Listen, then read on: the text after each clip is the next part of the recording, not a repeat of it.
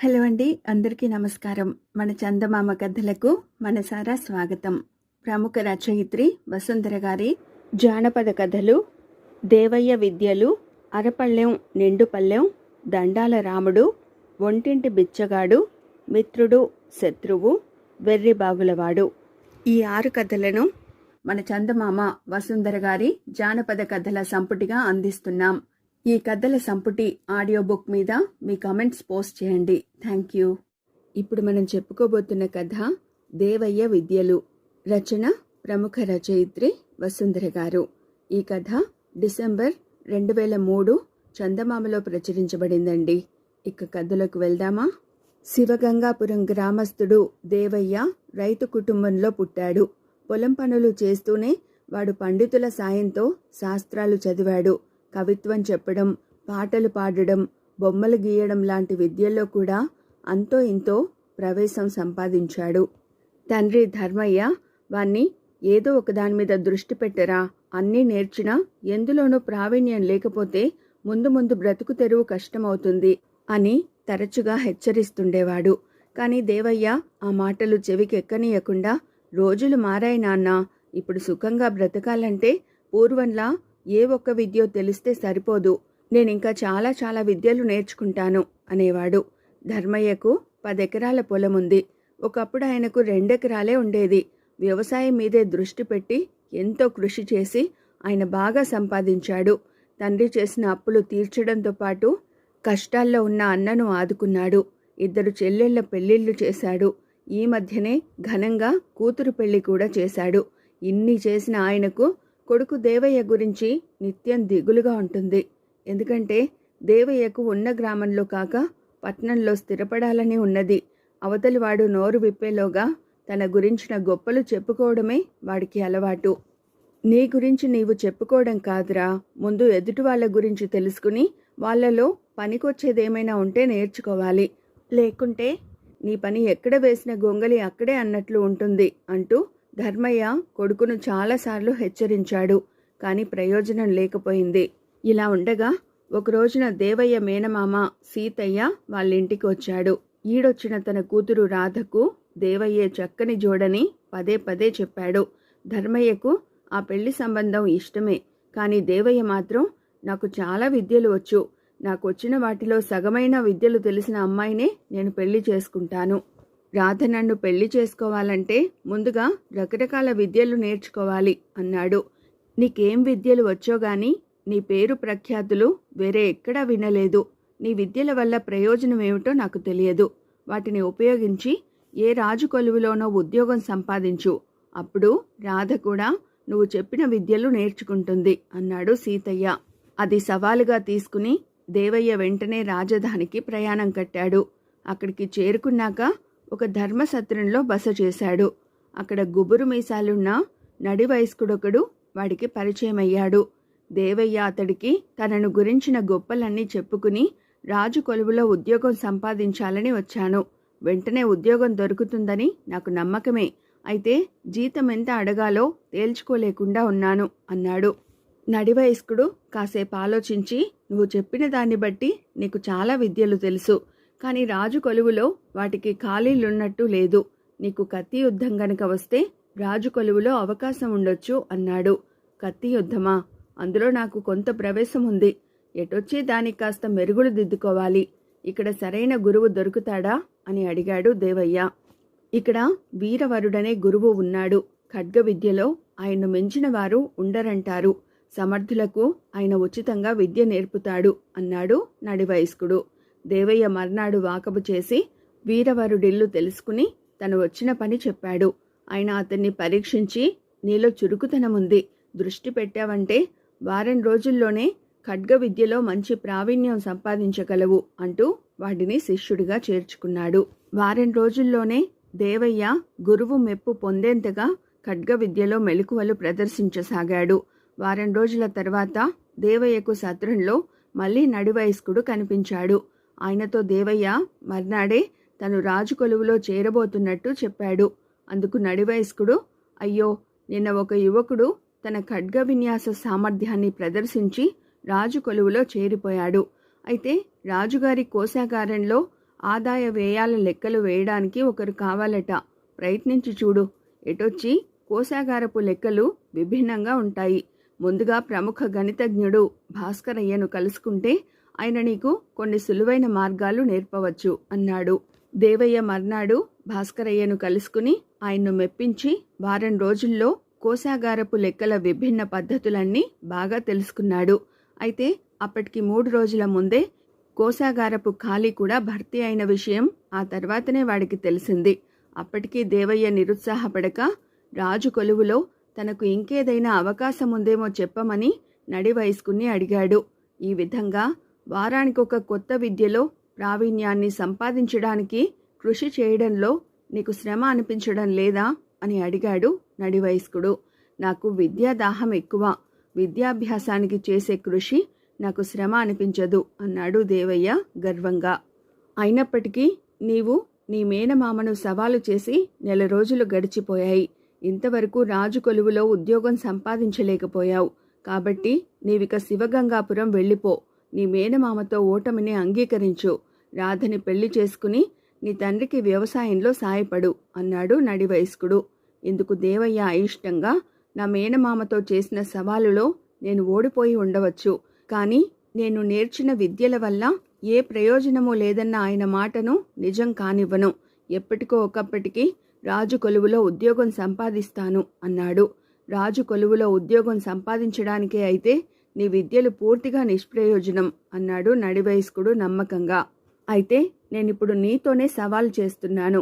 రాజు కొలువులో ఉద్యోగం సంపాదిస్తే నువ్వు నాకేమిస్తావు అన్నాడు దేవయ్య. నువ్వు రాజు కొలువు విషయంలో నాతో సవాలు చేసి నెగ్గలేవు అన్నాడు నడివయస్కుడు దృఢంగా. అంత నమ్మకంగా ఎలా చెప్పగలవు అన్నాడు దేవయ్య చిరాగ్గా. నేనే రాజును కాబట్టి చెప్పగలను అన్నాడు నడివయస్కుడు. దాంతో ఆ నడివయస్కుడు మారువేషంలో ఉన్న మహారాజని దేవయ్యకు అర్థమైంది. వాడు ముందు తెల్లబోయినా తొందరగానే తేరుకుని ఆయనకు పాదాలంటి నమస్కరించాడు. రాజు వాడిని ఆప్యాయంగా లేవనెత్తి, పాదాలంటి నమస్కరిస్తే నన్ను గౌరవించినట్లు కాదు. నీవు నన్ను నిజంగా గౌరవిస్తే నీ గ్రామానికి తిరిగి వెళ్ళి నేను చెప్పినట్లు చెయ్యి అన్నాడు. ప్రభు, తమరు నన్ను అన్ని విధాలా పరీక్షించారు. మరి నాకు మీ కొలువులో ఉద్యోగం ఇవ్వడానికి అభ్యంతరమేమిటి అన్నాడు దేవయ్య దీనంగా. ఆ ప్రశ్నకు రాజు చిరునవ్వు నవ్వి, నీలో మిడిసిపాటు ఎక్కువ. అది నేను నిన్ను కలిసిన మొదటి రోజునే గ్రహించాను. నీకు అన్ని విద్యలు వచ్చుననుకుంటావే తప్ప ఏ విద్యలోనూ పరిపూర్ణత లేదని గ్రహించవు. రాజు కొలువులో చేరడానికి నీకు తెలిసినది చాలదని ప్రతిసారి స్పష్టమవుతున్నా నీవు దాని గురించి ఏమాత్రం ఆలోచించినట్టు లేదు అన్నాడు. దేవయ్య దీనికి కొద్దిగా చిన్నబుచ్చుకుని, ప్రభూ, కానీ ఏ విద్యలోనైనా నేను అతి త్వరగా ప్రావీణ్యం సంపాదించగలిగానని తమరే ఒప్పుకున్నారు కదా అన్నాడు. ప్రావీణ్యం అంటే ఎంత? రాజు కొలువులో ఉద్యోగం సంపాదించడానికి తగినంత. అంతేకాని ఏ విద్య అంతకు మించి నిన్నాకర్షించలేదు. నీ వంటి వాడి విద్యలు నిష్ప్రయోజనం అన్నాడు రాజు. దేవయ్య ఆ మాటలకు మరింత చిన్నబుచ్చుకుని, ఇప్పుడు నాకు నాలోని లోపం తెలిసింది. నేను తమరు చెప్పిన విద్య మీదే దృష్టి పెట్టి శ్రద్ధ వహిస్తాను. నాకు తమరి కొలువులో ఉద్యోగం ఇప్పించండి అంటూ రాజును ప్రాధేయపడ్డాడు. ఇదే విధంగా ఆరంభంలోనే నువ్వు ఆలోచించి ఉంటే నా కొలువులో తప్పక ఉద్యోగం ఇప్పించి ఉండేవాణ్ణి. విద్యల్లో ప్రావీణ్యం సంపాదించడంలో జరిగిన ఆలస్యమే నన్ను ఈ కోరిక కోరడంలోనూ చేశావు. అంతా నీ దురదృష్టం అన్నాడు రాజు. కానీ తమరిని కోరడం విషయంలో నేను ఆలస్యం చేశాననుకోను. తమరు ఈ దేశాన్నేలే ప్రభువులు. తమరు మహారాజాని తెలిసిన వెంటనే ఈ కోరిక కోరాను అన్నాడు దేవయ్య. రాజు నవ్వి, మనం 1 రోజుల క్రితమే కలుసుకున్నాం. నేను నీకు రాజు కొలువులో ఉండే ఉద్యోగావకాశాల గురించి ఎప్పటికప్పుడు చెబుతూ వచ్చాను. నేనెవరో, నాకివన్నీ ఎలా తెలుస్తున్నాయోనన్న ఆలోచన నీకు రాలేదు. నా గురించి తెలుసుకోవాలన్న కుతూహలమే నీలో రేగలేదు. కారణం, నీకు నీ గురించే తప్ప ఎదుటివారి గురించిన ఆలోచన లేదు. ఎంతసేపు నీ గురించే చెప్పుకోవాలన్న తపన విడిచి నేనెవరై ఉంటానా అని ఒక్క క్షణం ఆలోచించి ఉంటే నీవు నన్ను గుర్తించడానికి ఆలస్యం జరిగేది కాదు. ఎదుటి మనిషిని గుర్తించి అంచనా కట్టడం ఇంత ఆలస్యం చేసిన వాడికి రాజు కొలువులో స్థానం ఉండదు. ఇప్పటికీ నేను చెబితేనే నా గురించి తెలిసింది తప్ప నీకు నీవుగా నన్ను తెలుసుకోలేకపోయావు అన్నాడు. ఈ మాటలు విని దేవయ్య సిగ్గుతో తల వంచుకున్నాడు. వాడు రాజు చెప్పినట్టే శివగంగాపురం తిరిగి వెళ్ళి తండ్రి వద్ద వ్యవసాయపు పనులు శ్రద్ధగా నేర్చుకుంటూ ఆయనకు ఎంతో సంతోషం కలిగించాడు. తర్వాత రాధను పెళ్లి చేసుకుని కలకాలం సుఖంగా జీవించాడు. తాను నేర్చిన విద్యలను ఆ గ్రామంలోని ఆసక్తిగల యువకులకు నేర్పుతూ వాటిలోని మెలకువలను తెలియజేసేవాడు. ఆ యువకులు ఎంతో ఆనందంగా, నువ్వు రాజు కొలువుకు అంకితమైతే మాకి అవకాశం ఉండేది కాదు అని మెచ్చుకునేవారు. తన విద్యలు పూర్తిగా నిష్ప్రయోజనం కాదని తెలియడంతో దేవయ్యకు ఎంతో సంతోషంగా ఉండేది. అయితే వాడు తన విద్యల గురించి గొప్పలు చెప్పుకునే అలవాటును మాత్రం పూర్తిగా మానుకున్నాడు. ఇదండి ప్రముఖ రచయిత్రి వసుంధర గారు చందమామలో రచించిన దేవయ్య విద్యలు అనే కథ. ఇప్పుడు మనం చెప్పుకోబోతున్న కథ అరపళ్ళెం నిండుపళ్ళెం. రచన ప్రముఖ రచయిత్రి వసుంధర గారు. ఈ కథ జూన్ 2003 చందమామలో ప్రచురించబడిందండి. ఇక కథలోకి వెళ్దామా? సూరయ్య అనేవాడు కాయ కష్టం చేసుకుని బ్రతుకుతున్నాడు. రెక్కలు ముక్కలు చేసుకున్నా రోజుకు 5 రూపాయలు దొరకడమే గగనంగా ఉండడం వల్ల వాడి సంపాదన తిండికే చాలడం లేదు. కానీ వాడికైతే బోలెడు డబ్బు సంపాదించి వైభవంగా జీవించాలని ఉంది. ఇలా ఉండగా ఆ ఊళ్ళోని రంగనాథం అనే శ్రీమంతుడి భార్య సావిత్రికి ఉన్నట్లుండి పెద్ద జబ్బు చేసింది. సమయానికి రంగనాథం కొడుకు కోడలు ఊళ్ళో లేరు. ఇద్దరూ ఏదో మొక్కు తీర్చుకునేందుకు కాశీ వెళ్లారు. 6 వారాల దాకా రారు. రంగనాథం వైద్యుణ్ణి పిలిపిస్తే ఆయన సావిత్రి నాడి చూసి పెద్దగా కంగారు పడాల్సిందేమీ లేదు, మందు పుచ్చుకుంటే 2 రోజుల్లో జబ్బు తగ్గిపోతుంది. అయితే ఆ తర్వాత 2 మాసాల పాటు ఈమె పూర్తి విశ్రాంతి తీసుకోవాలి, ఏ పని చేయకూడదు అని రంగనాథానికి చెప్పి మందిచ్చి వెళ్ళాడు. అప్పుడు రంగనాథం సూరయ్యకు కబురు చేసి ఇంట్లో తిండి పెట్టి రోజుకు 5 రూపాయలు ఇస్తానని, తన ఇంట్లో వంటతో సహా అన్ని పనులు చేసి పెట్టాలని చెప్పాడు. సూరయ్య తనకు వంట రాదంటే సావిత్రి దగ్గరుండి అన్నీ నేర్పిస్తుందని హామీ ఇచ్చాడు రంగనాథం. సూరయ్య సరేనని ఆయన ఇంట్లో పనికి చేరాడు. సూరయ్య చలాకీ మనిషి. ఏ పని చెప్పినా ఇట్టే చేసేవాడు. వంట కూడా వాడికి తొందరగానే వచ్చేసింది. సావిత్రి వాణ్ణి మెచ్చుకుని, ఆడపిల్లలకు కూడా ఇంత తొందరగా వంట రాదు, నువ్వు చాలా తెలివైన వాడివి, నీకు పని దృష్టి ఎక్కువ, తప్పక వృద్ధిలోకి వస్తావు అన్నది. సూరయ్య వంటను రంగనాథం కూడా మెచ్చుకునేవాడు. ముఖ్యంగా వాడెప్పుడైనా పులిహోర చేస్తే దాని రుచి అపురూపంగా ఉండేది. అలాంటి పులిహోర తామెప్పుడూ తినలేదని దంపతులిద్దరూ అబ్బురపడితే, ఏమోనండి నాకు తెలియదు, పులిహోర చేయడం నేను ఈ ఇంట్లోనే నేర్చుకున్నాను అనేవాడు సూరయ్య. అలా 6 వారాలు ఇట్టే గడిచిపోయాయి. రంగనాథం కొడుకు కోడలు కాశీ నుంచి తిరిగొచ్చారు. ఇక ఆ ఇంట్లో సూరయ్య అవసరం లేదు. అందుకు సూరయ్య దిగులు పడి, మీ ఇంట్లో నాకెంతో సుఖంగా ఉంది, నాకిచ్చే జీతం మీకేమీ ఎక్కువ కాదు, కలకాలం నన్ను మీ ఇంట్లోనే ఉంచుకోండి, నమ్మకంగా పనిచేస్తాను అన్నాడు. రంగనాథం నవ్వి, మా అబ్బాయి బయట పనులు చూస్తే నేను ఇంట్లో ఉంటాను, కోడలు వంట పని చూసుకుంటుంది, మిగతా పనులు చేయడానికి నెలకు 25 రూపాయలు ఇస్తే పనివాళ్లు దొరుకుతారు, అలాంటప్పుడు ఇంత జీతం ఇచ్చి నిన్నెలా ఉంచుకుంటాం, ఎంత శ్రీమంతులకైనా అనవసరపు ఖర్చులు తగ్గించుకుంటేనే ఆస్తి నిలబడుతుంది. నువ్వు కష్టపడి పనిచేస్తావు, నిజాయితీ పరుడివి, నమ్మకస్తుడివి, ఆ పైన తెలివితేటలున్నాయి, నీకు మా ఇంటినే నమ్ముకోవాల్సిన అవసరం లేదు అన్నారు. అయినా సూరయ్య దిగులు పోలేదు.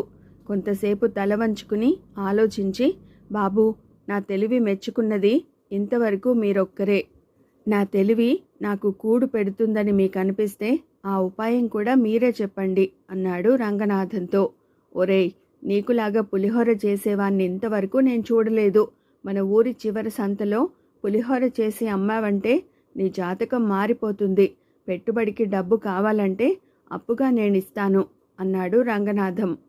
సూరయ్య ముందు తటపటాయించాడు. కానీ రంగనాథం మరీ చెప్పడంతో వాడికి ధైర్యం వచ్చింది. ఆ తర్వాత 2 రోజుల్లోనే పులిహోర వ్యాపారం ప్రారంభించాడు. వాడి వ్యాపారం బాగా సాగుతూ మంచి లాభాలు తెచ్చిపెడుతున్నది. అలా 1 నెల రోజులు గడిచాక వాడు ఉత్సాహం కొద్దీ రంగనాథానికి చిన్న కానుకను తీసుకుని వెళ్ళి కృతజ్ఞతగా బహుకరించాడు. వ్యాపారం ఎలా ఉన్నదని రంగనాథం అడిగాడు. దానికి సూరయ్య, బాబూ, అంతా బాగానే ఉంది, కానీ ఒక్కొక్క రోజు పులిహోర పెద్ద గంగాలం నిండా చేసినా అంతా చెల్లిపోతున్నది. ఒక్కో రోజు సగం కూడా చెల్లడం లేదు. మరీ ఎక్కువ చేస్తే కాసేపటికి చల్లారిపోయిందని కొందరు కొనడం లేదు. చాలా సరుకు వృధా అయిపోతున్నది. అయినా లాభాలు వస్తున్నాయి. కానీ కొంత సరుకు వృధా కాకపోతే ఇంకా ఎక్కువ లాభంగా ఉండేది అన్నాడు.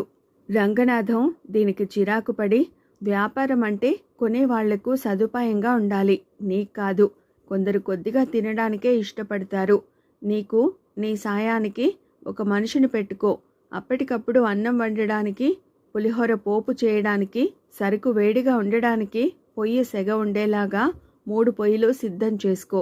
జనానికి ఎలా కావాలంటే అలా, ఎంత కావాలంటే అంత పులిహోర ఇస్తుండు. ఇప్పుడు పళ్ళెం ₹1/2కి అమ్ముతుంటే అరపళ్ళెం పావలాకు అమ్ము. అలా చేస్తే నీ వ్యాపారం నీకు లాభాలు తెచ్చిపెట్టడమే కాక మరికొందరికి ఉపాధి కల్పిస్తుంది అంటూ మందలించాడు. శ్రద్ధగా విన్న సూరయ్య తలాడిస్తూ, బాబూ, మీ బుర్రా గట్టిది. నా అదృష్టం కొద్దీ కొన్నాళ్ళు మీ ఇంట్లో పనిచేసే అవకాశం లభించింది. మీ సలహా తప్పకుండా పాటిస్తాను. ఇలాగే నాకు సమస్య వచ్చినప్పుడల్లా మీ వద్దకు వస్తుంటాను. తమరు సలహాలు ఇస్తూ ఉండండి అన్నాడు రంగనాథాన్ని మెచ్చుకుంటూ. మాటి మాటికి ఇతరుల సలహాలు తీసుకోవడం వ్యాపారికి మంచి లక్షణం కాదు. ఇంకొకసారి నువ్వు నా దగ్గరకు వచ్చి సమస్య చెబితే వ్యాపారం మానేయమని సలహా ఇస్తాను అని రంగనాథం సూరయ్యను పంపేశాడు. అయితే సంతలో సూరయ్య పులిహోర వ్యాపారం మరింత బాగా సాగుతున్నది. వాడికిప్పుడు 2-3 పనివాళ్లున్నారు. వచ్చిన వాళ్లకు వాడు కోరినట్టు పులిహోర కలిపి ఇస్తున్నాడు. చాలామంది అప్పటికప్పుడు అడిగి వేడివేడిగా పులిహోర చేయించుకుంటున్నారు. కొందరికి పులుపు ఎక్కువ కావాలి, కొందరికి కారం ఎక్కువ కావాలి. ఇప్పుడు సూరయ్యకు ఒకే ఒక ఇబ్బంది. చాలామంది వాడిని ముందుగా అరపళ్ళెం పులిహోర అడుగుతున్నారు.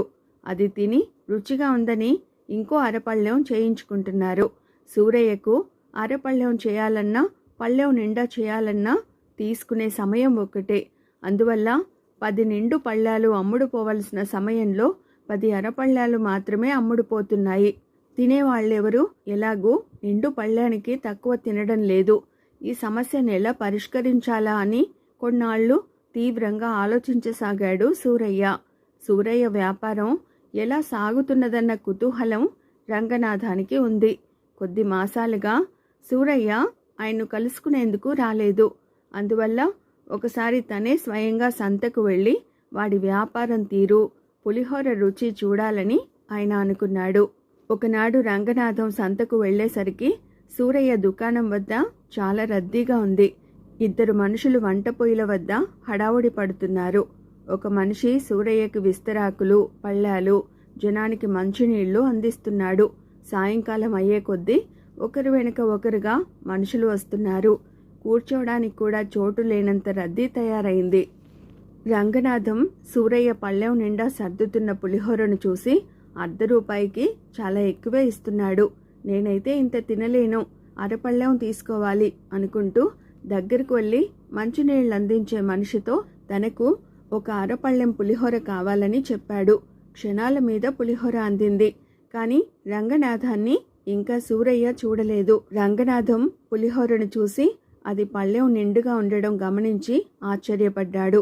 అయితే అందించిన మనిషి అది అరపళ్ళెమే అనడంతో స్థిమితపడి రుచి చూశాడు.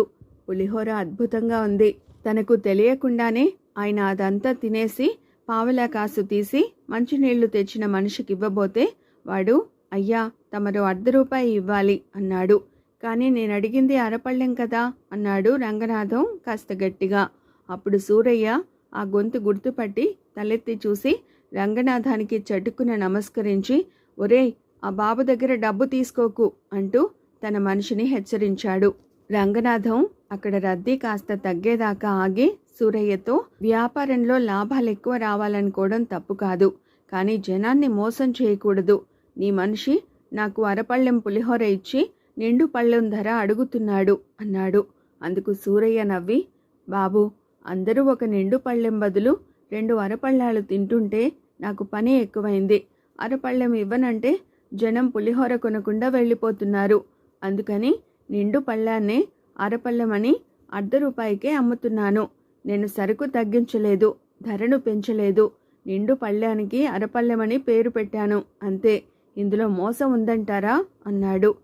ఏమాత్రం లేదు అని రంగనాథం సూరయ్య భుజం తట్టి, ఇకపై నువ్వు మామూలు సూరయ్యగా కాకుండా పులిహోర సూరయ్యగా పేరు తెచ్చుకోగలవు. చాలా సంతోషం అని అక్కడి నుంచి వెళ్ళిపోయాడు. ప్రముఖ రచయిత్రి వసుంధర గారు చందమామలో రచించిన అరపళ్ళెం నిండు పళ్ళెం కథ ఇంతటితో సమాప్తం. ఇప్పుడు మనం చెప్పుకోబోతున్న కథ దండాల రాముడు. రచన ప్రముఖ రచయిత్రి వసుంధర గారు. ఈ కథ అక్టోబర్ 2003 చందమామలో ప్రచురించబడిందండి. ఇక కథలోకి వెళ్దామా మరి. రాముడనేవాడికి జమీందారు దివాణంలో బంట్రోతు పని దొరికింది. అందుకు సాయపడిన చెలమయ్య వాడితో, నువ్వు మంచివాడివే, కానీ మర్యాద తెలియదు నీకు. జమీందారు గారు కనపడగానే వెంటనే దండం పెడుతుండాలని మాత్రం మర్చిపోకు అంటూ ప్రత్యేకంగా చెప్పాడు. ఈ విషయం రాముడు బాగా గుర్తుంచుకున్నాడు. మొదటి రోజున జమీందారు కనపడగానే దండం పెట్టాడు. ఆయన ఎంతో సంతోషించాడు.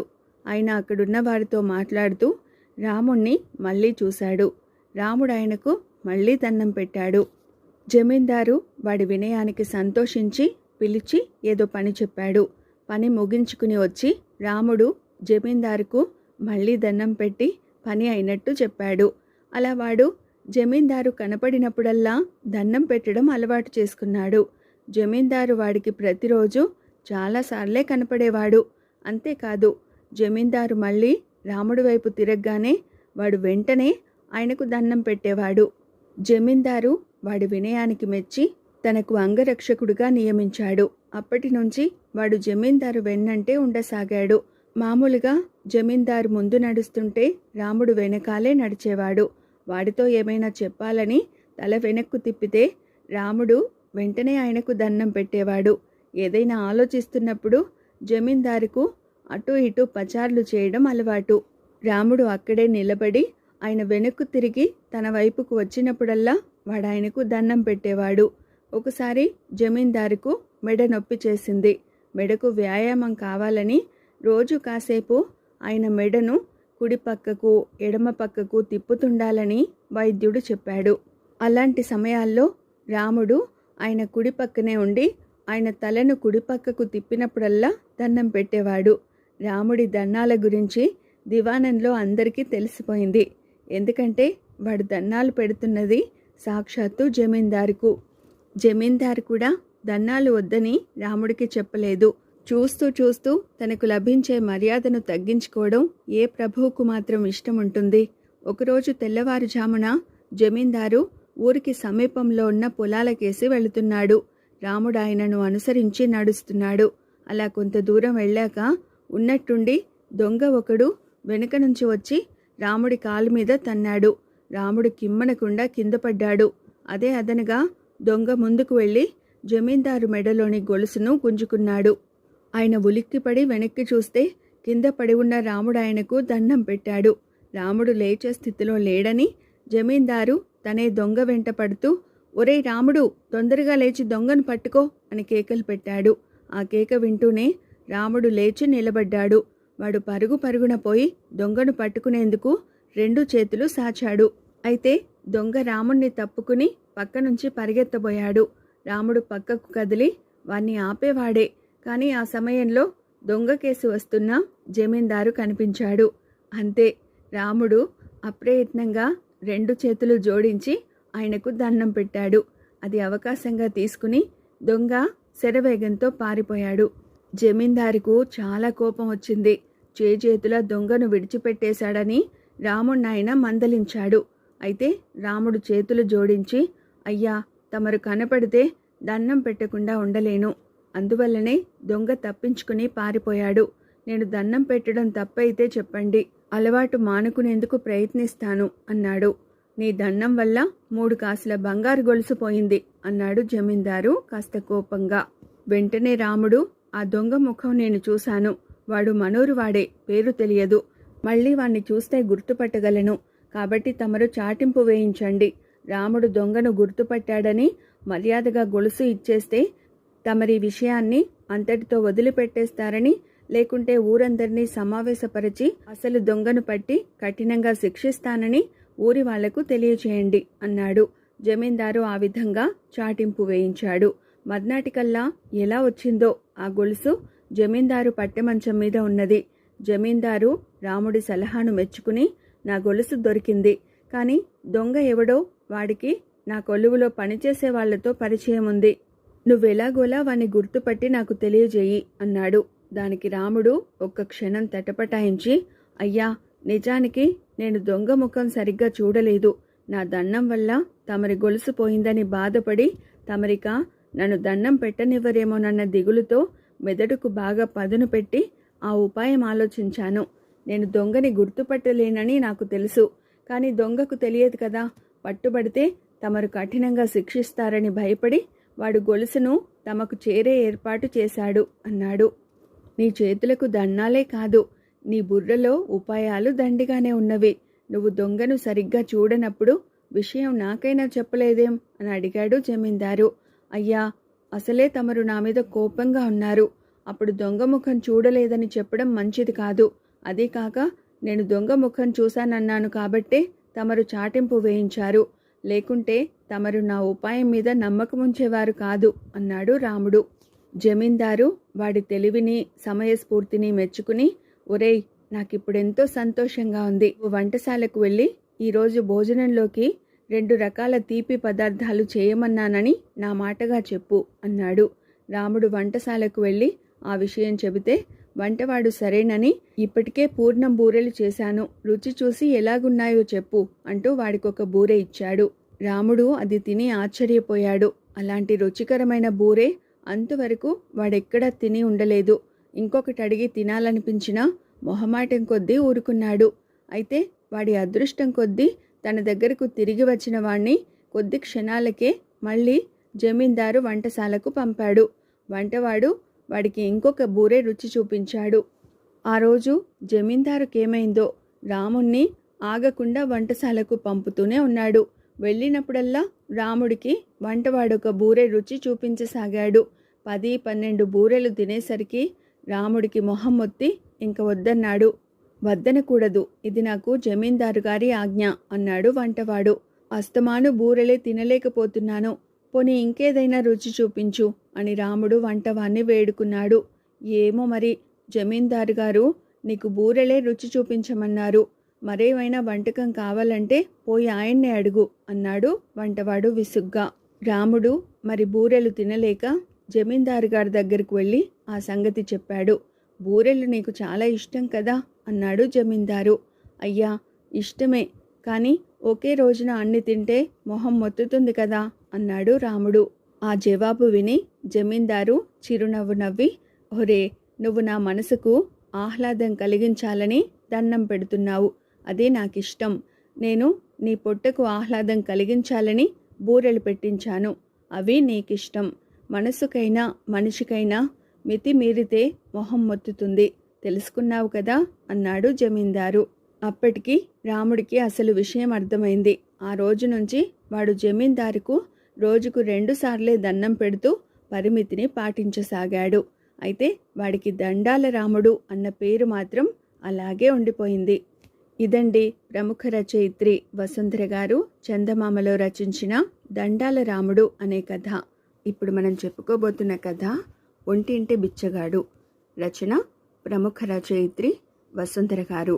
ఈ కథ అక్టోబర్ 2003 చందమామలో ప్రచురించబడిందండి. ఇక కథలోకి వెళ్దామా మరి. పేరుకు తగ్గట్టే పీనయ్య పిసినారి. కూర్చుని తింటే తరతరాలకు తరగని ఆస్తి ఉంది, కానీ కూర్చుంటే సంపాదన తగ్గిపోతుందని క్షణం కూడా కూర్చోడు. తింటే ఖర్చు ఎక్కువని సరిగ్గా తినడు. పీనాసి గుణమైతే ఉంది, కానీ పీనయ్య బుర్ర గట్టిది. ఏ పని చేసినా లోతుగా ఆలోచిస్తాడు. భార్యను జీవితకాలం పోషించాల్సి వస్తుందని ముందు పెళ్లి వద్దనుకున్నాడు.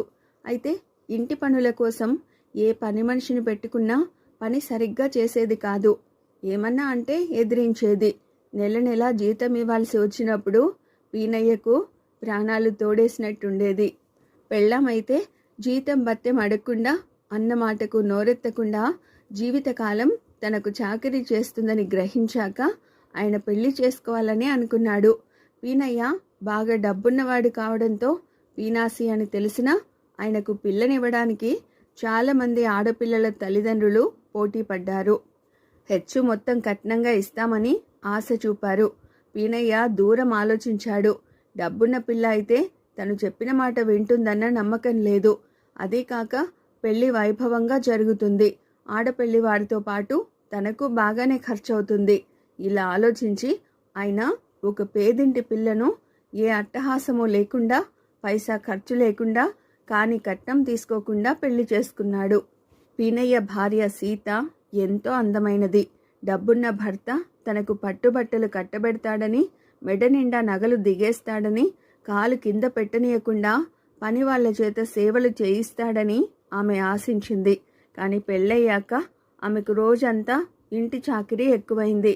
సీతకు తండ్రి పెట్టిన ఆ ఒక్క బంగారు గొలుసు కూడా మెడలో వేసుకునేందుకు లేకుండా ఒంటి మీదుంటే బంగారం అరిగిపోతుంది, పేరంటాలకు వెళ్ళినప్పుడు వేసుకుందుగానిలే అంటూ పీనయ్య ఇనపెట్టెలో దాచాడు. ఇక పీనయ్య ఆమె కోసం కొన్న చీరలు మహాముతకవి. తన ఇంట్లో కూడా అంత చౌకబారు బట్టలను ఆమె ఎన్నడూ కట్టుకోలేదు. అయితే ఒకటి, భార్యను పీనయ్య పొద్దస్తమానము తెగ పొగుడుతూ ఉండేవాడు. ఆమె ఏం కట్టుకున్నా, ఏ నగలు లేకున్నా దేవకన్యలా ఉంటుందనేవాడు. ఇంటి పనులన్నీ స్వయంగా చేసుకోవడం వల్లనే ఆమె సన్నగా ఎంతో నాజుగ్గా ఉందనేవాడు. స్వతహాగా సీత అణకువగల అమ్మాయి. అందువల్ల భర్త పొగడ్తలకు ఆమె ఉబ్బిపోతూ ఉండేది. అయితే తిండి దగ్గర మాత్రం ఆమెకు సర్దుకుపోవడం కష్టంగా ఉండేది. పీనయ్యకు తిండి మీద ఎక్కువ డబ్బు ఖర్చు పెట్టడం ఇష్టం లేదు. అయితే సరిగ్గా తిండి తినకపోతే ఆరోగ్యం పాడై డబ్బంతా వైద్యానికి ఖర్చు పెట్టాలని భయం. అందుకని కొందరు ఆయుర్వేద వైద్యులను సంప్రదించి ఆరోగ్యకరమైన ఆహారం గురించిన వివరాలు తెలుసుకున్నాడు. వాటిలో చౌకగా ఉండే దినుసుల వివరాలు రాసుకున్నాడు. ఆ ప్రకారం రాగులు, జొన్నలు, ధనియాలు, ఆకుకూరలు వగైరాలతో రోజుకొక కొత్త రకం వంటకాన్ని కనిపెట్టాడు. అవి తినడం వల్ల శరీరం ఆరోగ్యంగానే ఉంటుంది. డబ్బు ఆదా చేయడం తప్ప మరే ఆసక్తి లేని పీనయ్యకు ఆ భోజనం బాగానే ఉండేది. కానీ సీత ఆ భోజనం తినడానికి చాలా బాధపడేది. తినకపోతే ఆమె ఆరోగ్యం పాడవుతుందని పీనయ్య దగ్గరుండి బలవంత పెట్టి ఆమె చేత తినిపించేవాడు. ఇలాంటి పరిస్థితిలో సీత తన భర్తలో మంచి మార్పు వచ్చేందుకు ఏ దేవత అయినా సాయపడితే ఎంత బాగుండును అనుకుంటూ ఉండేది. ఆమెకు రాత్రివేళ కలలో ఏదో ఒక దేవత కనిపిస్తుండేది. కానీ మెలకువ వచ్చాక తనేం కోరిందో, దేవత ఏమన్నదో మాత్రం గుర్తుండేది కాదు. ఒకరోజు పీనయ్య పని మీద ఊళ్ళోకి వెళ్ళి భోజన వేళకు ఇంటికి తిరిగి వస్తూనే ఆకలిగా ఉందని సీతను భోజనానికి తొందర పెట్టాడు. ఆ సమయంలో సీత రాత్రి తనకు వచ్చిన ఒక మంచి కలను గుర్తు చేసుకునే ప్రయత్నంలో ఉన్నది. పైగా ఆకలి కూడా అంతగా లేదు. ఆమె భర్తకు భోజనం వడ్డించింది. పీనయ్య ఆమెను కూడా తినమని బలవంత పెట్టాడు. ఆమెకు రాత్రి వచ్చిన కల వెంటనే జ్ఞాపకం రావడంతో రాత్రి కలలో నాకు పార్వతీదేవి కనిపించింది. ఈరోజు ఒక బిచ్చగాడికి అన్నదానం చేస్తే మనకు అన్ని విధాలా ఆదాయం పెరుగుతుందిట. అందువల్ల అన్నదానం అంటే మళ్ళీ మనకు అదనపు ఖర్చు కాకూడదని ఈ పూటకు ఉపవాసం ఉండదలిచాను. నా వంతు భోజనం మీరే ఏ బిచ్చగాడికైనా దానం చేసి రండి అన్నది. పీనయ్య భార్య తెలివిని మెచ్చుకుని తన భోజనం పూర్తి కాగానే భార్య వంతు భోజనాన్ని అరిటాకులో పొట్లం కట్టి బిచ్చగాడిని వెతుక్కుంటూ బయలుదేరాడు. కొంత దూరం వెళ్ళాక ఒకచోట పొదల మాట నుంచి మూలుగు వినిపించింది. వెళ్ళి చూస్తే అక్కడ ఒంటింటి బిచ్చగాడు కనిపించాడు. ఈ ఒంటింటి బిచ్చగాడి గురించి ఊళ్ళో విచిత్రంగా చెప్పుకుంటారు. వాడు రోజుకు ఒక్క పూటే భోంచేస్తాడు. అది ఒక్క ఇంటి ముందే అడుక్కుంటాడు. డబ్బులు ఇవ్వ చూపితే పుచ్చుకోడు. ఆ కారణంగా అంతా వాడే ఇంటి ముందు అడుక్కుంటే ఆ ఇంటి వాళ్ళు వాడికి కడుపు నిండా భోజనం పెట్టాలని నిర్ణయించుకున్నారు. వాడే ఇంటి భోజనం చేస్తే ఆ ఇంటి వారికి శుభం కలుగుతుందని చాలామందికి నమ్మకం. ఏ రోజైనా ఒంటింటి భోజనం మాత్రమే చేస్తాడని వాడికి ఒంటింటి బిచ్చగాడని పేరొచ్చింది. ఒంటింటి బిచ్చగాడు ఏ రోజు ఏ ఇంటిని ఎన్నుకుంటాడో ఎవరికీ తెలియదు. కానీ వాడింతవరకు ఒక్కసారి కూడా పీనయ్య ఇంట్లో భిక్ష అడగలేదు. ఆ రోజు ఒంటింటి బిచ్చగాడి భుజం మీది తుండుగుడ్డ గాలికి ఎగిరి పొదల వైపు పడితే తెచ్చుకునేందుకు వెళ్ళి కాలు మడతపడి కింద పడ్డాడు. తుండుగుడ్డ వాడి చేతికి అందింది కానీ కాలు బాగా నొప్పి చేసి లేచి నిలబడ్డం కష్టమైంది. ఆ స్థితిలో పీనయ్య అటు వచ్చాడు. పీనయ్యను చూస్తూనే బిచ్చగాడు ఆశగా, బాబూ, ఆకలితో కడుపు నకనకలాడిపోతున్నది. నీ దగ్గర తినడానికి ఏమైనా ఉంటే పెట్టు. అది తిన్నాక ఏ కర్రనైనా ఊతం చేసుకుని ఇక్కడి నుంచి బయటపడతాను అన్నాడు. బిచ్చగాడెవడైనా దొరుకుతాడా అని ఎదురు చూస్తున్న పీనయ్యకు వాడిలా అడగగానే చాలా ఆనందం కలిగింది. తన భార్య కల నిజమైపోతున్నదని ఆయన సంతోషించి వాడికి తను తెచ్చిన భోజనం పెట్టాడు. బిచ్చగాడు ఆత్రంగా ఒక ముద్ద నోట్లో పెట్టుకుని నమిలి మింగి, బాబూ, ఆకలి రుచి ఎరగదంటారు. అయితే నా కడుపు నకనకలాడుతున్నా కూడా ఈ ముద్ద విషంలా అనిపించింది. ఈ భోజనం ఎలా తయారు చేశారు బాబూ అన్నాడు. పీనయ్య ఆ వంటకం ఎలా తయారైనది వివరించగానే, బాబూ, మనిషి కొత్త కొత్త వంటకాలను గొప్ప రుచుల కోసం కనిపెడతాడు. మీరీ వంటకాన్ని ఏం కోరి కనిపెట్టినట్టు అన్నాడు ఒంటింటి బిచ్చగాడు. ఈ వంటకం వల్ల ఆరోగ్యం బాగుంటుంది, పైగా ఖర్చు తక్కువ అన్నాడు పీనయ్య. అయ్యయ్యో, బిచ్చగాడినైన నేనే ఎన్నడూ ఇలాంటి తిండి తినలేదే. మీరీ తిండి రోజు ఎలా తినగలుగుతున్నారు అన్నాడు బిచ్చగాడు. ఏం చేస్తాం, ఎంత చెట్టుకు అంత గాలి. ఈ జన్మకు నాకు ఇలాంటి భోజనమే రాసిపెట్టి ఉంది అంటూ నిట్టూర్చాడు పీనయ్య. పెట్టిన తిండి పారవేయకూడదని నియమం ఉండడం వల్ల బిచ్చగాడు నానా అవస్థపడి పీనయ్య తెచ్చిన భోజనం తినేశాడు. తర్వాత పీనయ్య సాయంతోనే లేచి నిలబడి అక్కడి నుంచి నెమ్మదిగా కుంటుకుంటూ వెళ్ళిపోయాడు. ఆ మర్నాడు సీత పీనయ్యకు మామూలు భోజనం కాక రుచికరమైన వంటకాలు వడ్డించింది. పీనయ్య కంగారు పడిపోతూ, ఈ వంటకాలకు నీకు సరుకులు ఎక్కడి నుంచి వచ్చాయి? మీ పుట్టింటి వాళ్ళేమైనా పంపారా అని అడిగాడు. అలాంటిదేం లేదు. ఒంటింటి బిచ్చగాడు వద్దంటున్నా వాకిట్లో పెట్టిపోయాడు. ఇదంతా నాకు వచ్చిన కళ ప్రభావమేమో అనుకుంటూ వాటితో వంట చేశాను అన్నది సీత తొట్రుపడకుండా.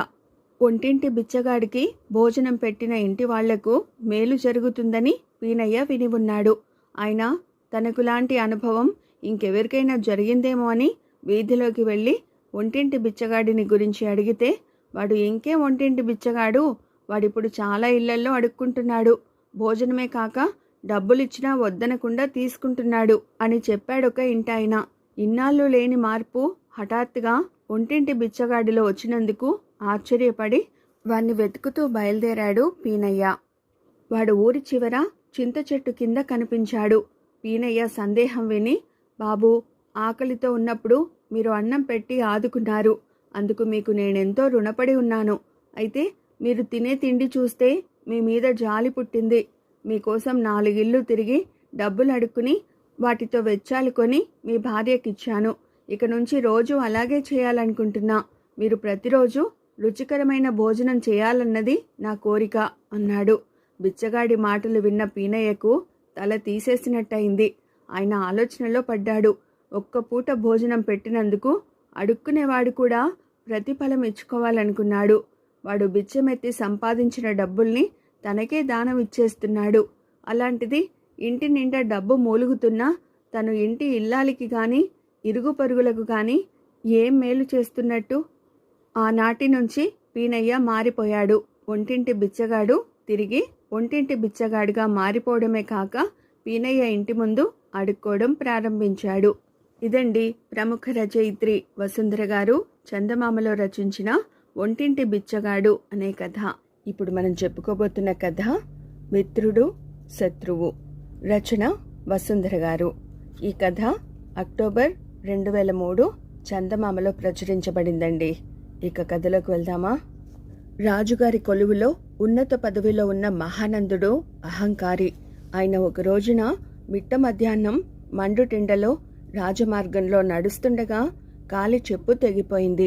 అది సరిచేసుకుందామని బాట పక్కన ఉన్న ఒక చెట్టు నీడకు చేరాడు. ఆ సమయానికి ఆ చెట్టు కింద వినోదుడనే పేదవాడు ఉన్నాడు. వాడు మహానందుడు బాల్యమిత్రులు. విద్యారంభంలో ఒకే గురువు వద్ద కొంతకాలం చదువుకున్నారు. ఆ తర్వాత మహానందుడికి దశ తిరిగింది. వినోదుడింట్లో కష్టాలు కాపురం పెట్టాయి. చాలా కాలంగా వాళ్ళిద్దరూ కలుసుకోవడం జరగలేదు. రా మిత్రమా, నిన్ను చూసి చాలా కాలమైంది అన్నాడు వినోదుడు నవ్వుతూ. చిన్న కట్టు ధోవతి, ఒంటి మీద చిన్న అంగవస్త్రం తప్ప ఏమీ లేని వినోదుడు తనను మిత్రమా అనడం సహించలేక, ఏయ్, ఎవరు నువ్వు? ఒక ఉన్నత రాజోద్యోగిని మిత్రమా అని పిలుస్తున్నావు. నీకంత ధైర్యం ఎలా వచ్చింది అన్నాడు మహానందుడు ఈసడింపుగా. వినోదుడు గనక తమ బాల్య స్నేహం గురించిన ప్రస్తావన తెస్తే వాడిని ఇంకా ఈసడించాలని మహానందుడు అనుకున్నాడు. కానీ వినోదుడు, ఒకే చెట్టు మన ఇద్దరికీ నీడనిచ్చింది, అందుకని మిత్రమా అని పిలిచాను అన్నాడు ఇంకా నవ్వుతూనే. స్నేహానికి దారి చూపేది చెట్టు నీడ కాదు, కట్టుబట్ట. ఒకసారి నా బట్టలు చూడు, నీ బట్టలు చూసుకో అన్నాడు మహానందుడు ఎగతాళిగా. దానికి వినోదుడు నవ్వుతూ, ఇంటికి వెళితే నీవైనా అంగవస్త్రమే కప్పుకుంటావు, ఈ ఎండలంతగా మండిపోతున్నాయి. పాపం, నీకు బయట నాలాగా బట్టలు కట్టుకునే స్వేచ్ఛ లేదు, అందుకే ఉక్కబోసి చెమటలు కారుతున్న ఒంటిని పట్టుబట్టలతో కప్పావు. ఈ కారణం వల్లే నాకు నీ మీద జాలి పుట్టింది. మరి జాలి మిత్రుల మీదనే కదా పుడుతుంది, మిత్రమా అన్న కారణం అది అన్నాడు. మహానందుడికి ఉక్రోషం వచ్చింది. ఈ కబుర్లకేం కాని నీవు నాలా రోజు పంచభక్ష పరమాన్నాలు తినగలవా అని అడిగాడు. రోజు తింటే పరమాన్నము మామూలు అన్నంలాగే ఉంటుంది, అందుకే మన వాళ్ళు పిండి వంటలు పండగ రోజుల్లోనో వేడుక సమయాల్లోనో చేసుకోమన్నారు. నేను అప్పుడప్పుడు పంచభక్ష పరమాన్నాలు తింటాను, అందువల్ల నాకవి పంచభక్ష పరమాన్నాల్లాగే ఎంతో తృప్తినిస్తాయి. నీకెప్పుడైనా పిండి వంటల రుచి ప్రత్యేకమనిపించిందా అన్నాడు వినోదుడు. ఈ ప్రశ్నతో మహానందుడికి పట్టరాని కోపం వచ్చింది. అతడు చరచర రెండో కాలి చెప్పును కూడా చేత్తో పట్టుకుని ఎండలోకి వెళ్ళగానే కాళ్లకు నేల చుర్రుమని తగిలింది. వెంటనే నీడలోకి వచ్చేశాడు. వినోదుడు రెండు చేతులతోనూ చప్పట్లు కొడుతూ, ఆహా, ఈ దృశ్యం మరింత మనోహరంగా ఉంది మిత్రమా. మననెవరైతే మోస్తారో వాళ్లను మనము ఏదో ఒక రోజున మోయాల్సి ఉంటుందని గురువుగారు చిన్నప్పుడు చెప్పారు. ఇన్నాళ్ళు చెప్పులు నిన్ను మోసాయి, ఈరోజు నువ్వు చెప్పుల్ని మోస్తున్నావు మిత్రమా అన్నాడు. మహానందుడిగా అక్కడ ఉండలేక కాళ్ళు చుర్రుమంటున్నా లెక్క చేయకుండా వెళ్ళిపోయాడు. తర్వాత ఇల్లు చేరుకుని చెప్పుల జత మార్చుకుని కొలువుకు వెళ్ళాడు. అక్కడ రాజగుప్తుడు కనపడి, మిత్రమా, ఈరోజు ఎంతో సుదినం అన్నాడు సంతోషంగా. ఈ రాజగుప్తుడు కూడా మహానందుడి బాల్యమిత్రుడు. వారిద్దరూ వినోదుడితో కలిసి మొదట్లో ఒకే గురువు వద్ద చదువుకున్నారు. రాజగుప్తుడు కలిగిన ఇంట పుట్టి భోగభాగ్యాలతో పెరిగాడు. అందువల్ల ఆయన దూర ప్రాంతాలకు వెళ్ళి గొప్ప గొప్ప చదువులు చదివి తిరిగి వచ్చి రాజు కొలువులో ఉన్నత పదవిని సంపాదించాడు. రాజగుప్తుడు మహానందుడు రాజు కొలువులోనే మళ్ళీ కలుసుకున్నారు. మహానందుడికి రాజగుప్తుడు పై అధికారి. అయినా ఆయన ఏమాత్రం దురుసుగా ప్రవర్తించక తమ బాల్య స్నేహాన్ని పురస్కరించుకుని మహానందుడితో ఎంతో ఆప్యాయంగా మాట్లాడతాడు. నీకు సుదినమైతే నాకు సుదినమే, మరి కారణం చెప్పు అన్నాడు మహానందుడు. నేనిచ్చిన ఒక సలహా బాగా మేలు చేసిందని మహారాజు మహోత్సాహపడిపోయి నన్నేదైనా మంచి కోరిక కోరుకోమన్నారు. నేను వెంటనే మన బాల్యమిత్రుడు వినోదుడికి కొలువులో ఏదైనా పని ఇప్పించమని అడిగాను. ఆయన వెంటనే ఒప్పుకున్నారు అన్నాడు రాజగుప్తుడు. మహానందుడు తెల్లబోయి, ఆ పొగరుబోతుకు రాజు కొలువా? వద్దు మిత్రమా, వినోదుడు రాజు కొలువులో చేరితే నీకు చెడ్డ పేరు వస్తుంది అన్నాడు. వినోదుడు పొగరుబోతా? భలేవాడివే, వాడెంతో మర్యాదస్తుడని చిన్నప్పుడు అనుకునే వాళ్ళం కదా, మరిచిపోయావా అని ప్రశ్నించాడు రాజగుప్తుడు. ఈ మధ్య ఎప్పుడైనా వాణ్ణి చూసి ఉంటే అలా గనవు అన్నాడు మహానందుడు. అందుకు రాజగుప్తుడు ఆశ్చర్యపోయి, ఆ మధ్యనే 2 రోజుల క్రితం వాణ్ణి రాజమార్గంలో బాట పక్కన ఒక చెట్టు నీడలో కలుసుకున్నాను. వాడే నన్ను గుర్తుపట్టి పలకరించాడు. మేమిద్దరం చిన్ననాటి కబుర్లెన్నో చెప్పుకున్నాం. నేను ధరించిన పట్టుబట్టల్ని మెచ్చుకున్నాడు. చలివేస్తే కప్పుకునేందుకు కంబలి, ఎండలో నడవడానికి చెప్పులు, ఒంటి మీదకి సరైన బట్ట కొనుక్కునేపాటి ఆదాయం తనకు లేదని బాధపడ్డాడు. తానెలా ఉన్నప్పటికీ నేను రాజు కొలువులో గొప్ప పదవిలో ఉండడం తనకు సంతోషం కలిగిస్తుందన్నాడు. నన్ను సాయం అడగలేదు, నా గురించి అసూయపడలేదు. వాడు నిజంగా ఉత్తముడు. రాజుగారి కొలువులో వాడికి పని ఇప్పిస్తే నాకు మంచి పేరు తెస్తాడనే నా నమ్మకం అన్నాడు. అది విన్నాక మహానందుడికి మండిపోయింది. అతడు పైకి ఏమీ అనకుండా అప్పటికి ఉగ్గబట్టుకున్నాడు. సాయంత్రం వెతుక్కుంటూ వినోదుడి ఇంటికి వెళ్ళి, నీ బుద్ధి ఏమాత్రం మంచిది కాదు, నన్నేమో అన్నింటికీ చిన్నబుచ్చావు.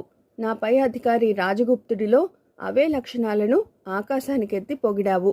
ఇలాంటి వాడివనే పెద్దమ్మ నీ ఇంట్లో తిష్ట వేసి కూర్చుంది అంటూ వినోదుణ్ణి నానా మాటలు అన్నాడు. వినోదుడతన్ని పూర్తిగా మాట్లాడనిచ్చి, నేను రాజగుప్తుణ్ణి మిత్రమా అనగానే వాడు నన్ను మిత్రుడిగా గుర్తించాడు. నా మిత్రుడు గొప్పగా ఉంటే నాకు సంతోషం. నేను వాణ్ణి చూసి గర్వపడ్డాను. నేను నిన్ను మిత్రమా అని పిలిచాను. నువ్వు నన్ను శత్రువులా ఈసడించావు. నా శత్రువును చిన్నబుచ్చడమే కదా నాకు సంతోషం. నా ప్రవర్తన మానవ సహజంగానే ఉన్నది కదా అన్నాడు. అదేం కాదు, రాజగుప్తుడు నాకంటే పై అధికారి కాబట్టి వాణ్ణి మంచి చేసుకోవాలనుకున్నావు. అందుకే వాడిప్పుడు నీకు రాజు కొలువులో మంచి పని ఇప్పించబోతున్నాడు అన్నాడు మహానందుడు. వినోదుడికి విషయం తెలియదు.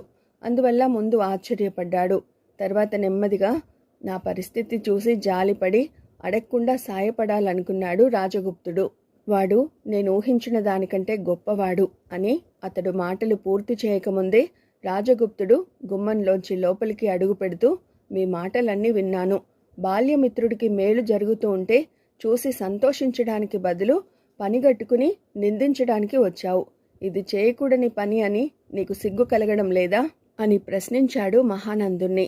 అప్పటికి మహానందుడికి తనలోని నైత్యం, లోపం తెలిసి వచ్చాయి.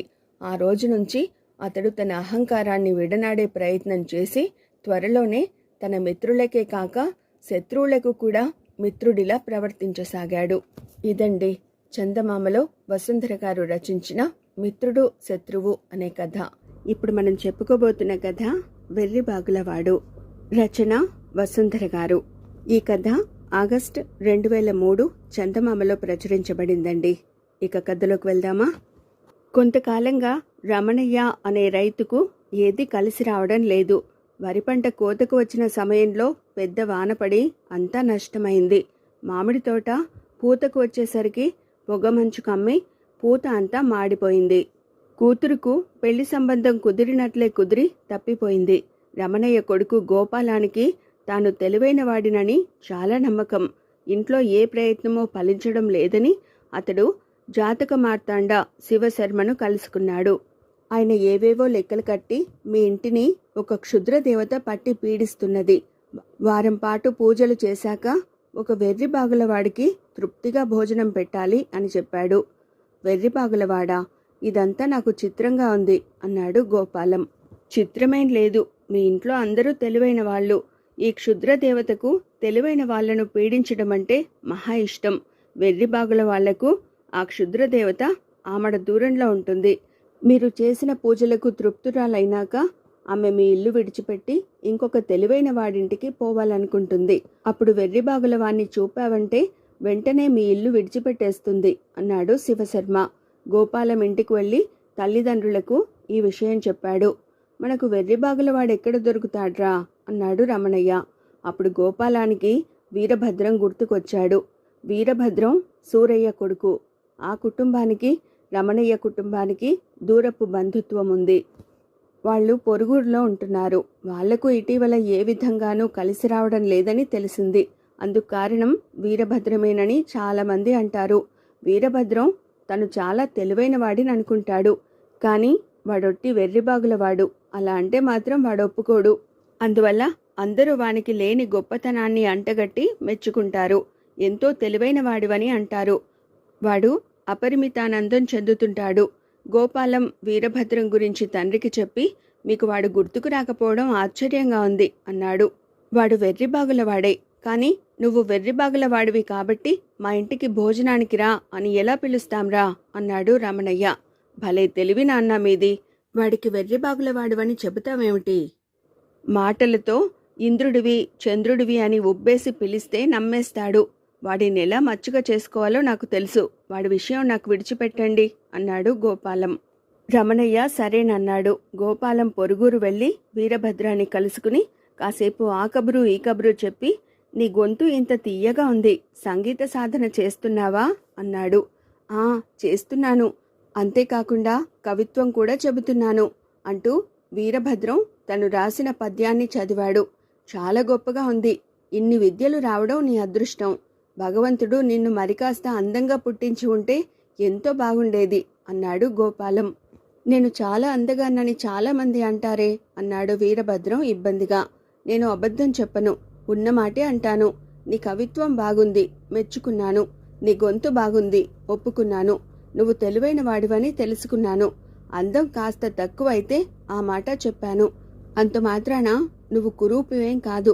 ఉన్నమాట అంటే ఉలుకులేని తెలివి నీది కాబట్టే అంతా నీ గురించి గొప్పగా చెప్పుకుంటారు అంటూ మరి కాస్త మెచ్చుకున్నాడు గోపాలం. వీరభద్రం చాలా సంతోషించాడు. తర్వాత గోపాలం వాడిని ఫలానా రోజున తమ ఇంటికి భోజనానికి రావాల్సిందిగా అంగీకరింపజేశాడు. రమణయ్య ఇంట్లో శివకర్మ యథావిధిగా పూజ జరిపించాడు. అది పూర్తి కాగానే వీరభద్రానికి సుష్టిగా భోజనం పెట్టి పంపేసి ఆ కుటుంబమంతా ఎంతో సంతోషించారు. ఆ తర్వాత రమణయ్య దశ తిరిగింది. దూరపు బంధువెవరో పోయి ఆస్తి కలిసి వచ్చింది. మామిడికాయ దిగుబడి తక్కువ వచ్చినా ధర ఎక్కువ పలికింది. రెండో పంటలో వరి రెట్టింపు ప్రతిఫలాన్నిచ్చింది. కూతురుకు చక్కని సంబంధం దొరికి పెళ్ళైపోయింది. ఒక రోజున దూరపు బంధువు సోమయ్య వాళ్ళింటికి వచ్చి గోపాలం తెలివిని తెగమెచ్చుకుని వచ్చే శుక్లపక్షంలో నువ్వు మా ఇంటికి భోజనానికి రావాలి అన్నాడు. గోపాలం కొంచెం గాబరాపడి, నీ ఆహ్వానం చిత్రంగా ఉంది. నువ్వు కానీ ఏదైనా క్షుద్రదేవతా పూజ చేస్తున్నావా అని ప్రశ్నించాడు. అవును, ఆ విషయం నీకెలా తెలుసు అన్నాడు సోమయ్య. గోపాలం జరిగిందంతా సోమయ్యకు చెప్పి, ఆ పూజ తర్వాత ఒక వెర్రిబాగుల వాడికి భోజనం పెట్టాలి, నా వంటి తెలివైన వాడికి కాదు. మేము సూరయ్య కొడుకు వీరభద్రాన్ని భోజనానికి పిలిచాక మా దశ తిరిగింది. దాంతో వీరభద్రం వెర్రిబాగుల వాడని తిరుగులేని రుజువు కనిపించింది కదా. కాబట్టి నువ్వు వాడినే భోజనానికి పిలుచుకో. నువ్వు చేయబోయే పూజకు వాడే తగినవాడు అన్నాడు. అలా అనుకునే నేను ముందు వాడి దగ్గరికే వెళ్ళాను. వాడు వెంటనే నేను క్షుద్రదేవతా పూజ చేస్తున్నానని కనిపెట్టడమే కాక అదంతా మూఢనమ్మకమని, ఏ పూజలు లేకుండానే తమ ఇంటికి దశ తిరిగిందని, నిన్ను చిన్నబుచ్చడం ఇష్టం లేకనో ఏమో నీ సంగతి మాత్రం చెప్పలేదు అన్నాడు సోమయ్య. మరైతే నువ్వు నా దగ్గరికి ఎందుకు వచ్చినట్టు? నేను వెర్రిబాగుల వాడినని నీ అభిప్రాయమా అన్నాడు గోపాలం చిన్నబుచ్చుకుని. భలే వాడివిరా, నీ గురించి నాకేమెక్కువ తెలుసునని నిన్ను వెర్రిబాగుల వాడివనుకుంటాను. నిన్ను భోజనానికి పిలవమని మీ ఊరి జాతక మార్తాండ శివశర్మ చెప్పాడు. మరి కామోసు అనుకుని వచ్చాను అన్నాడు సోమయ్య. తనను క్షుద్రదేవత పూజకు ఒప్పించిన శివయ్య తన గురించి ఏమనుకుంటున్నాడో తెలిసాక గోపాలం ముఖంలో కత్తివాటుకు నెత్తురు చుక్కలేదు. ఇదండి చందమామలో వసుంధర గారు రచించిన వెర్రిబాగులవాడు కథ. మరో మంచి కథతో మళ్ళీ కలుసుకుందామండి. Thank you.